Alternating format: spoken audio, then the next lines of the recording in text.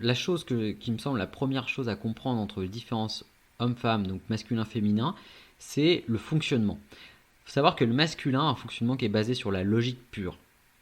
Le féminin a un fonctionnement qui est basé sur l'émotion.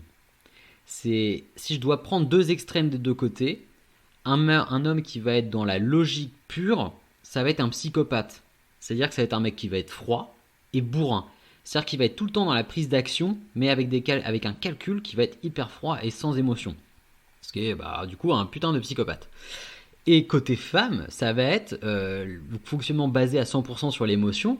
Vous imaginez bien que ça va transformer la femme en un être pulsionnel, donc complètement en fait sans aucune logique, sans aucun frein, et complètement hystérique, parce qu'on va se dire mais putain mais ça part dans tous les sens. Donc voilà, c'est le psychopathe et la femme hystérique, ce sont les deux opposés.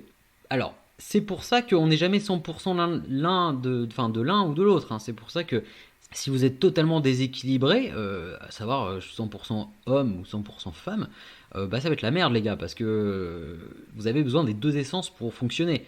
Vous n'allez jamais comprendre une femme et ses attentes si même que ce soit même que ce soit pour un soir dans la séduction ou que ce soit dans votre couple, mais vous n'allez jamais la comprendre si vous n'avez pas une petite part de féminité et donc de fonctionnement basé sur l'émotion. C'est mort, je vous dis tout de suite, c'est foutu parce que vous allez être un vieux psychopathe. Alors ouais, ça va marcher un moment, mais vous allez jamais comprendre quoi. Donc un exemple concret, l'homme. D'ailleurs, dans les embrouilles, remarquez que les femmes, c'est là où elles sont fortes émotionnellement, c'est que c'est plutôt une embrouille en mode guerre froide. Elle va te faire la gueule, tu vas lui demander pourquoi elle fait la gueule, elle va te dire non, non, pour rien. Et après, elle va te laisser un petit indice quand même pour que tu rames un peu. Et après, elle va rentrer dans un schéma où elle peut te faire la gueule pendant 5 jours. Mais elle va le vivre. Elle va pas le vivre bien, je pourrais pas dire ça. Mais elle va le vivre beaucoup mieux que nous. Alors que nous, les mecs, quand on s'embrouille, c'est instantané, c'est virulent. Pour ça, nous, on est plus fort physiquement qu'émotionnellement. Mais c'est dans notre génétique, c'est comme ça. Alors, du coup, par exemple, je vous donne un exemple. J'étais dans le métro parisien, un super lieu, plein de, plein de belles personnes. Et là, je vois deux mecs qui se parlent. Ils se parlent, mais ils se parlent normalement. Et d'un seul coup, il y en a un qui le regarde, et là, ils se mettent en face l'un de l'autre, tu vois, défi du regard. Et là, le mec, il y en a un qui lui colle une patate, mais comme ça, genre c'est parti de nulle part, et les deux mecs s'explosent la gueule. Pendant 30 secondes, il y en a un qui se retrouve par terre, et quand il y en a un qui s'est retrouvé par terre, les deux se relèvent, et le mec lui dit pourquoi tu m'as parlé comme ça. Et après les mecs reparlent normalement.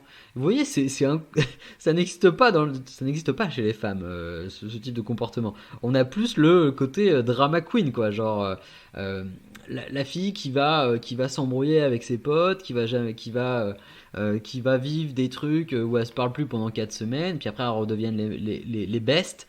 Donc vous voyez, c'est vraiment un mode de fonctionnement sur émotion et logique où l'embrouille du mec, il s'explose la gueule, ça dure 30 secondes, déchargement de violence physique, que je recommande pas, hein. C'est vraiment le niveau zéro du fonctionnement masculin. On peut comprendre qu'on arrive à se battre pour se défendre, mais bon, là, là, vu dans leur contexte, c'est des potes. Enfin, il y a un moment, si tu commences à te taper entre potes, il y a un souci, quoi. C'est que t'es pas, enfin, c'est qu'il y a un moment, t'as oublié que tu pouvais communiquer normalement. Donc podcast sur la virilité intellectuelle si vous l'avez pas, enfin sur les différents niveaux de virilité si vous les avez pas. Le sang-froid, c'est une valeur enfin c'est un marqueur de la virilité intellectuelle. Si vous n'avez pas de sang-froid et que vous vous énervez et que vous commencez à vous foutre sur la gueule, c'est que vous avez un problème, sûrement de confiance en vous. Mais bref, passons. Voilà, c'est pour vous montrer la différence entre une embrouille émotionnelle et une embrouille logique. Quand vous éclatez le mec et qu'il se retrouve au sol, là c'était ce que je voyais en face de moi, quand le mec est au sol, c'est terminé. Voilà, c'est logique, j'ai perdu, ok, et pourquoi tu m'as parlé comme ça? Bah ouais, effectivement, et c'était réglé. Donc voilà, c'est ces différences de fonctionnement entre hommes et femmes qui sont assez amusants.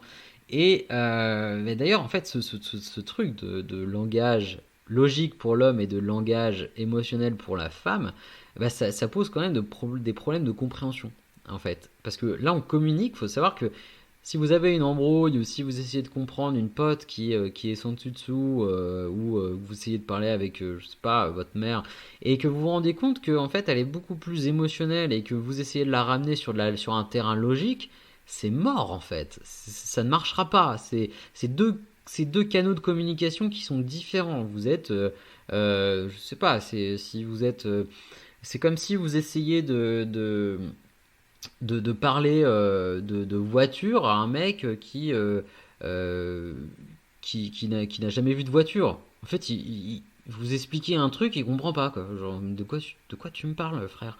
Moi, je connais que les chevaux pour me déplacer. Donc voilà, c'est un peu comme si vous voyagez dans le passé, puis vous parlez d'un iPod à un mec qui vit en 1700. Il va rien comprendre. Il va rien comprendre, le mec. Et là, c'est un peu pareil. Parfois, on est en mode, on discute avec quelqu'un qui a un driver émotionnel, même un homme, hein. Du coup, comme vous voyez, la proportion d'un homme qui peut être assez forte parfois en part de féminin, par exemple 40% c'est assez fort pour un homme, ou même 50%, eh ben, il va avoir du mal à avoir des trucs de logique. Donc là, il faut souvent faire l'effort de changer son curseur et de se dire, ok, je vais aller essayer de la chercher sur l'émotionnel et on va se comprendre comme ça, quoi.